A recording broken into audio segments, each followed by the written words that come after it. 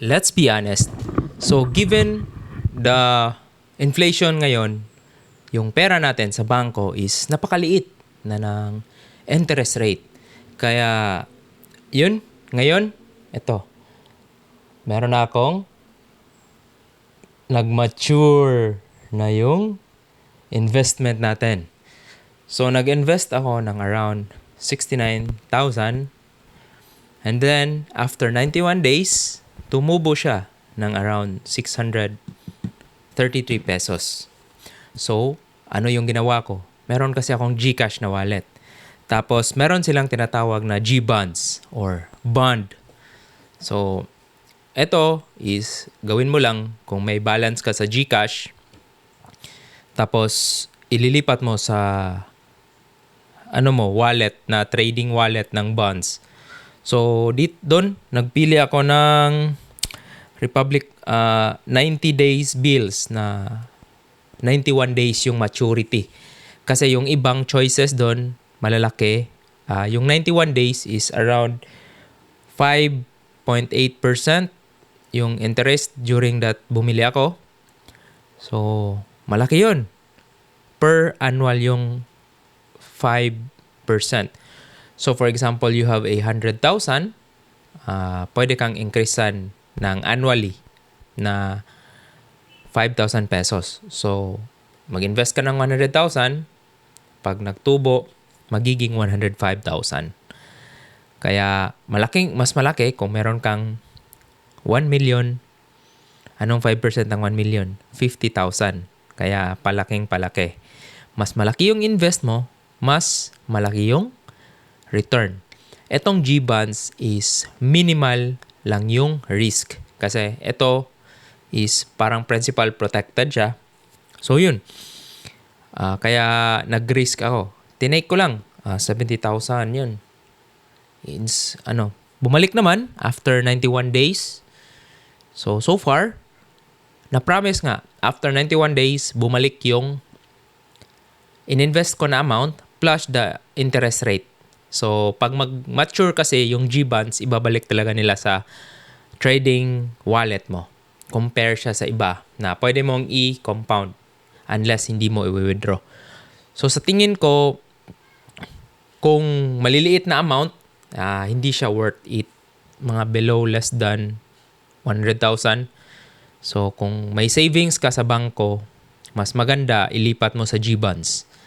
So, yun yung mga ginawa natin na investment. Okay? So, GBonds yung topic nito. So, 5% kinumpute ko yung 633 pesos na 91 days na tubo.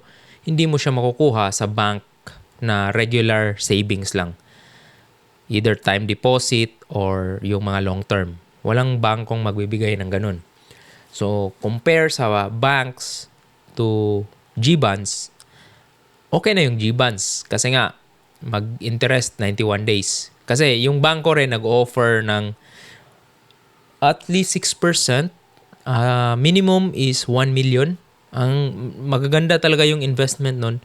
Kaso yung capital nun is bultuhan kasi. So 500,000, 1 million, 1.3 million yung minimum. Pero pag return of interest, maganda siya. Kaya kung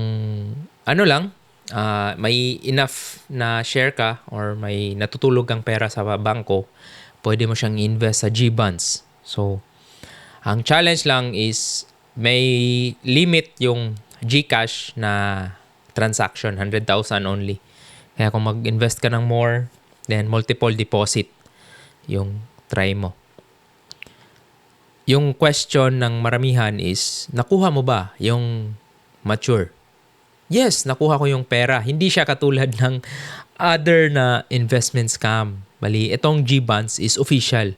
Nag-open kasi ng account, link to your GCash. Then, meron pang accreditation, parang meron ring requirements na minimal pag nag-open ka. So, once mag-open up ka, deposit ka na lang deposit. So, okay naman. So, yeah. Government bonds na form na siya sa e-wallet. Dati kasi ang kulit na ng bangko pag nag-invest ka ng bonds. Ito sa GCash, mas napadali niya yung transaction natin. Kasi yung GCash wallet, transfer mo lang sa trading wallet, yun, madali nang mag-invest sa bonds. So, to sum this up, worth it ba yung GBONDS? Yes, worth it if i-compare mo siya sa regular na bank interest. Okay? That's clear. Regular bank interest. Pero pag pin-compare mo siya sa long term na, kung target mo talaga is long term investment, 5 years or more, 3 or more, then mag-recommend ako, diretso ka na dun sa long-term investment. Lalo na pag kaya mong or meron ka ng account. Okay? Laki rin yun. Kasi etong GBONDS, ibabalik talaga nila 90 days. Kaya 91 days. 91 days. Yeah. 91 days lang yung na-try ko. Meron rin akong 5 years na investment. Linagyan ko siya ng 5,000 pesos. Matagal pa. 30 pa siya mag-mature. So, hopefully, babalik yung capital with the interest rate. Kaya, yun yung kagandahan sa GBONDS. Napaka-hassle-free kasi, yun nga, hindi ka na magpipirma ng maraming documents. Mag-open up ka lang ng online account through your GCash app. And then, walag. Okay? So, ipapakita ko sa inyo. So, ito yung email nila na investment has been matured. So, ayan. Okay? So, hindi pa kayo nag-subscribe, pamimigay ko yan pag sa tamang panahon. Okay? So yun yung no?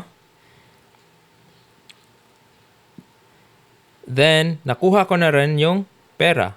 Successful withdraw. Okay? So, yun. Successful withdraw. Okay? So, nakuha ko talaga yung GBONDS ko. Hindi siya scam. So, this na patunay. Would I reinvest? No, tinry ko lang siya yung GBONDS kasi may pagpagagamitan ako ng ibang mas exciting na interest rate. Alright? So, kung hindi pa kayo nag-subscribe, pa-share na lang dito sa video. Kung gusto nyo mag-invest sa GBONDS, take it. Kung gusto nyang 3 months, short term, okay, go ahead. Madali lang. Tapos, legit pa siya compare dyan sa mga shortcut na MML or multi-level marketing. Okay? So, legit yung GBONDS. Ayos.